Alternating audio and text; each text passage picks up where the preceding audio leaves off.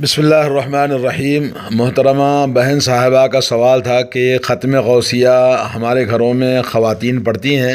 اور ختم غوثیہ میں کیا ہوتا ہے؟ جیسا کہ انہوں نے کہا کہ اس میں قرآن ہی کی تو پڑھا جاتا ہے، سورے ہیں 11 سورے ہیں، 11 مرتبہ پڑھتے ہیں، روزانہ 11 دن اس کو پڑھتے ہیں، یہ کہنا۔ اور خاص اسی مہینے میں جو کہ ربیع الثانی میں، جس میں عبد القادر جیلانی رحمۃ اللہ علیہ کا انتقال ہوا تھا، اور اسی عبد القادر جیلانی رحمۃ اللہ علیہ کی 11ویں منانے کے لیے 11 دن اس کو پڑھا جاتا ہے، اور ان صورتوں کے ساتھ میں اور بھی چیزیں اس کے اندر ہوتی ہیں، جیسے ان کا مشہور قصیدہ ہے، اور اس قصیدے کے اندر ایسے غلو اور ایسے ایسی باتیں ہیں جو کفر تک انسان کو لے جاتی ہیں، جو باتیں رسول اللہ صلی اللہ علیہ وسلم سے، انبیاء سے نہیں ہو سکیں، وہ باتیں عبد القادر جیلانی کی طرف منسوب کرنا من گھڑت اور بہت ساری غلط باتیں ہیں۔ لیکن ان تمام کے علاوہ پہلی یہ بات آپ سمجھ لیں بہن صاحبہ کہ آپ کا جو سوال ہے کہ یہ غوثیہ خوانی جو کی جاتی ہے، اور اسی طرح سے نماز غوثیہ ہے، نماز درود غوثیہ، درود فلان، درود ہیکل، اور یہ جو پنسورہ آپ نے بتایا پاکستان کا ہو یا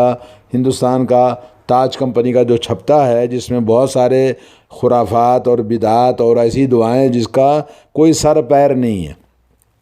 ان دعاؤں کو پڑھنا، اور پھر اس کے ساتھ میں کچھ قرآن کی صورتیں لگی رہتی ہیں، تو جس سے لوگوں کو دھوکا ہوتا ہے کہ یہ قرآن کی آیتیں تو ہی ہیں۔ لیکن ایک بات یاد رکھیں، کوئی بھی عبادت کے لیے ضروری ہے کہ اللہ اور اللہ کے رسول نے وہ عبادت کا حکم دیا ہو، اور رسول اللہ صلی اللہ علیہ وسلم نے کیا ہو، صحابہ کرام نے اس کو عمل کیا ہو، تو ہم اس کرنے سے ہمیں ثواب ملتا ہے۔ اگر اس کو اللہ نے حکم نہیں دیا، رسول اللہ صلی اللہ علیہ وسلم نے حکم نہیں دیا، نہ رسول اللہ نے کیا، نہ صحابہ کرام نے کیا، مگر ہم کیے جا رہے ہیں، تو یہ سمجھ لیجئے بدعت ہے۔ اسی لیے فاتحہ خوانی کرنا، فاتحہ خوانی میں مٹھائی، حلوائی یا کسی بھی چیز پر فاتحہ پڑھنا، اور قبروں کے پاس جانا، مزاروں پر جانا، چادریں چڑھانا، وہاں پر حلوائی مٹھائی لے کے جانا، یا ہے کہ وہاں کھڑے ہو کر ہاتھ اٹھا کے دعائیں مانگنا، یا ہے کہ قبروں کا طواف کرنا، قبروں پہ سجدہ کرنا، یہ بزرگان دین کہنا، اولیاء اللہ کہنا، یہ سب چیزیں شرک اور بدعات اور خرافات ہیں، اور بہت سارے من گھڑت واقعات، جھوٹے سچے قصے بہت سارے اولیاء اللہ کے نام سے بیان کیے جاتے ہیں، اور خاص طور پر شیخ عبد القادر جیلانی رحمۃ اللہ علیہ کے بارے میں من گھڑت باتیں کہی جاتی ہیں۔ شیخ عبد القادر جیلانی رحمۃ اللہ علیہ عام علماء اسلام میں سے ایک بہت بڑے عالم ہیں، بہت بڑے زاہد ہیں، اور ان کی پیدائش ہوتی ہے 470 ہجری میں، اور ان کی وفات ہوتی ہے 91 سال کی عمر پانے کے بعد ربیع الثانی کے مہینے میں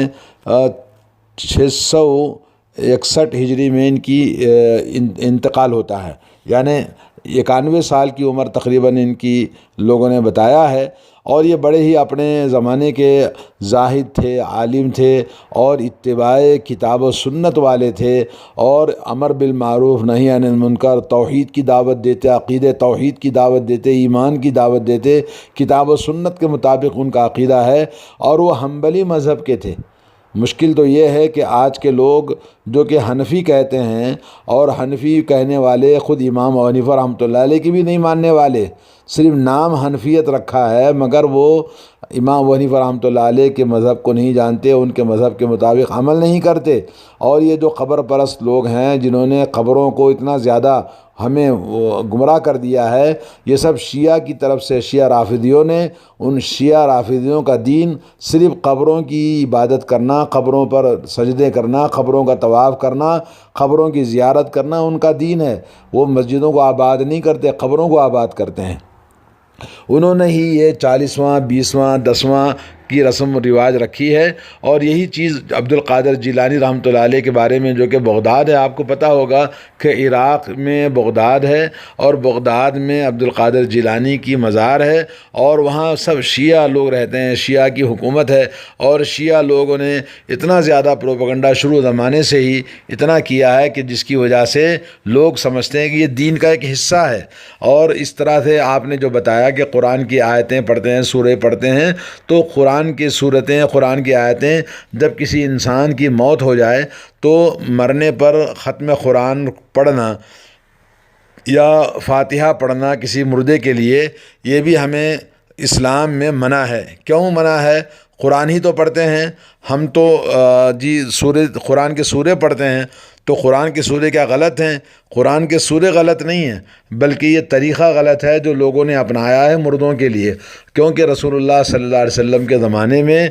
آپ کی 2 بیویاں آپ کے سامنے مر گئیں، اور آپ کے پورے بچے 7 اولاد میں 6 آپ کے ہاتھ سے آپ نے دفن کیا۔ 4 بیٹیاں جو شادی شدہ بچے والیاں تھیں، ان میں سے 3 کو آپ نے اپنے کندھوں پہ جنازہ اٹھایا، ان کو اپنے ہاتھوں سے دفن کیا، ان کے بچوں کو گودوں میں لیا۔ تو اللہ کے نبی صلی اللہ علیہ وسلم کے ایک بیٹے ابراہیم کا انتقال ہو گیا، طیب اور قاسم کا انتقال ہو گیا، تو نبی علیہ الصلوۃ والسلام کے عزیز رشتہ دار حضرت حمزہ رضی اللہ تعالیٰ عنہ کا انتقال ہوا۔ اسی طرح سے جعفر رضی اللہ تعالیٰ عنہ کا انتقال ہوا، جو بہت ہی آپ کے چہیتے حضرت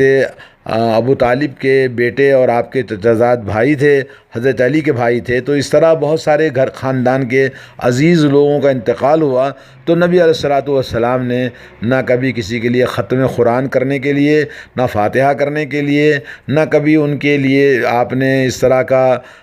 قرآن پڑھو یا ایک ایسی فاتحہ دلاؤ یا اس طرح کی چیزیں آپ نے نہیں بتائی ہیں۔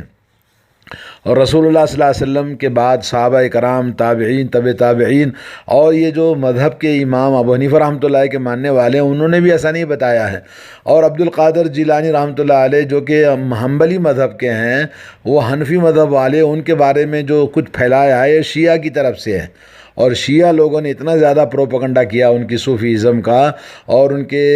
جو صوفی طریقے ہیں، چشتیہ، قادریہ اور نقشبندیہ، سہروردیہ، یہ سب کے سب ایسے غلو اور ایسے باطل اور ایسے غلط طریقوں پر ہے جو قرآن و سنت کی تعلیمات کے خلاف ہیں، شریعت اسلامیہ کی تعلیمات کے خلاف ہیں۔ اور جو بھی بات ہے کسی کی اگر قرآن و سنت کے خلاف ہوتی ہے تو ہم اس پر عمل نہیں کر سکتے۔ ضروری ہے ہم کو عبادت کرنے کے لیے، عبادات ساری کی ساری توقیفی ہوتی ہیں۔ عبادت کے لیے ضروری ہے کہ نبی کریم صلی اللہ علیہ وسلم نے کیا ہو یا کرنے کا حکم دیا ہو یا اللہ تعالیٰ نے حکم دیا ہو۔ اور آپ کو یہ معلوم ہونا چاہیے کہ کسی بھی عبادت کے اللہ عز و جل کے پاس قبول ہونے کے لیے 2 شرطیں ہیں۔ پہلی شرط یہ کہ آدمی کے اندر اخلاص ہو، وہ اللہ کے لیے وہ کام کرے اور نہ کہ مردوں کے لیے۔ اور دوسرا یہ کہ اتباع سنت، دوسرا کیا ہے؟ اتباع سنت۔ جو کام نبی علیہ الصلوۃ والسلام کی سنت کے مطابق ادا کیا جائے گا وہ عمل اللہ تعالیٰ کے پاس قبول ہوگا۔ تو یہ کام جو بعد میں امام عبد القادر جیلانی رحمۃ اللہ علیہ 5ویں ہجری میں پیدا ہوتے ہیں، تو 5ویں ہجری میں جو کام ہوتا ہے 470 میں وہ پیدا ہوتے ہیں اور 561 میں ان کا انتقال ہوتا ہے، 6 ہجری میں انتقال ہوتا ہے۔ تو ان کی طرف سے نمازوں کو منسوب کرنا کہ یہ امام عبد القادر جیلانی کی نماز ہے، مشکلوں کو دور کرنے کے لیے، امن پانے کے لیے، قبر کے عذاب سے بچنے کے لیے، مردوں کو زندہ کرنے کے لیے، فلاں فلاں جو واقعات بیان کیے جاتے ہیں اور ان کا قصیدہ پڑھا جاتا ہے۔ 11ویں کے اندر اہم چیز کیا ہے؟ ان کا قصیدہ پڑھا جاتا ہے۔ اور قصیدہ پڑھنے کے ساتھ ساتھ میں مجھے پتہ ہے کہ پہلے جو کتاب تھی ان کی غوثیہ، قصیدہ غوثیہ، اس کتاب کے اندر صرف قصیدہ تھا، اس کا ترجمہ تھا جو بہت ساری عورتیں گھروں میں پڑھا کرتی تھی۔ بعد میں اس بدعت کو میٹھا بنانے کے لیے، بدعت کو دلیل کے طور پر انہوں نے کیا کر دیا؟ اس میں قرآن کی آیتوں کو، قرآن کی صورتوں کو داخل کر دیا۔ 11 صورتیں، 11 دن، 11 مرتبہ اس کو پڑھنا چاہیے، اس میں یہ ہے تو وہ ہے، اس طرح کی باتیں انہوں نے داخل کر دی ہیں۔ تو حقیقت یہ ہے کہ دین کے اندر کوئی بھی چیز جو اللہ کے نبی صلی اللہ علیہ وسلم کی شریعت میں نہیں ہے، اگر اس کو کوئی کرتا ہے، جیسا کہ حضرت عائشہ رضی اللہ تعالیٰ عنہا کی حدیث ہے، من احدث فی امرنا ھذا ما لیس منہ فہو رد۔ اگر دین میں کوئی آدمی کسی ایسی چیز کو ایجاد کرتا ہے جس کی حقیقت ہمارے دین میں نہیں، جس کی دلیل ہمارے دین میں نہیں، تو وہ کام مردود ہے، وہ عمل غیر مقبول ہے۔ اور اسی طرح ایک اور حدیث ہے، من عمل عملا لیس علیہ امرنا فہو رد۔ اگر کسی نے ایسا عمل کیا، اس عمل کا ثبوت ہمارے دین اور شریعت میں نہیں ہے، تو وہ عمل مردود ہے، غیر مقبول ہے۔ تو ہمیں چاہیے کہ اللہ تعالیٰ سے ڈریں اور اللہ تعالیٰ کے دین میں وہی کام کریں جس کے کرنے کا اللہ تعالیٰ نے حکم دیا اور جس کے کرنے کا رسول کریم صلی اللہ علیہ وسلم نے ہمیں حکم دیا ہے اور کر کے بتایا ہے۔ اور جو چیز لوگوں نے اپنی طرف سے ایجاد کر لی ہے تو اس کا ثبوت نہیں ہے تو ہمیں کرنا گمراہی ہے۔ رسول کریم صلی اللہ علیہ وسلم نے فرمایا علیکم بسنتی و سنت الخلفاء الراشدین المہدیین تمسکوا بہا وعضوا علیہا بالنواجذ، اے میری امت کے لوگو، میری سنتوں کو مضبوطی کے ساتھ پکڑو اور میرے جانشین صحابہ کرام کی سنتوں کو مضبوطی کے ساتھ پکڑنا، اپنے ڈاڑوں سے مضبوطی کے ساتھ پکڑنا، اور ایاکم ومحدثات الامور، خبردار کوئی بھی دین میں نئی چیز ایجاد نہ کرنا، کیونکہ ہر نئی چیز دین میں جو ایجاد کی جاتی ہے وہ بدعت ہے، اور ہر بدعت انسان کو گمراہی اور گمراہی انسان کو جہنم میں لے جاتی ہے۔ بدعت یعنی شریعت اسلامیہ میں اپنی طرف سے کسی کام کو نیکی تصور کرتے ہوئے دین میں شامل کرنا، اور ایک ایسا گناہ ہے کہ کرنے والا اسے کبھی گناہ تصور نہیں کرتا بلکہ اسے ان نیکیوں میں شمار کرتا ہے جو انسان کے لیے جنت کا موجب بنتی ہیں۔ یہی وجہ ہے کہ بدعتی انسان بدعات کا مرتکب بدعات سے کبھی باز نہیں آتا۔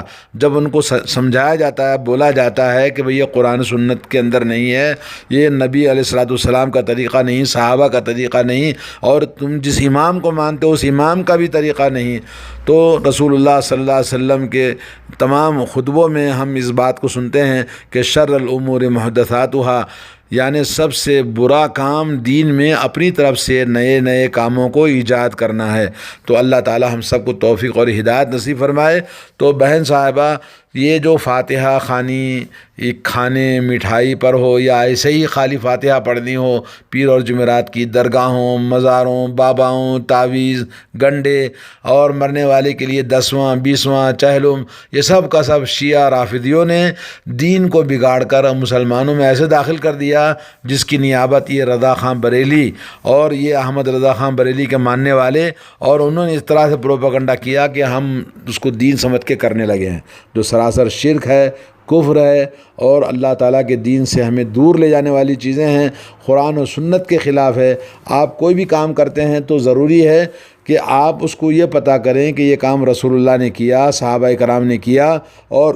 قرآن کے اندر دلیل موجود ہو، سنت کے اندر دلیل موجود ہو، تب اس کام کو کرنے کی ہمیں اجازت ہے، ورنہ اجازت نہیں ہے۔ اللہ تعالیٰ سے دعا ہے کہ اللہ تعالیٰ ہم سب کو قرآن و سنت کا صحیح علم عطا فرمائے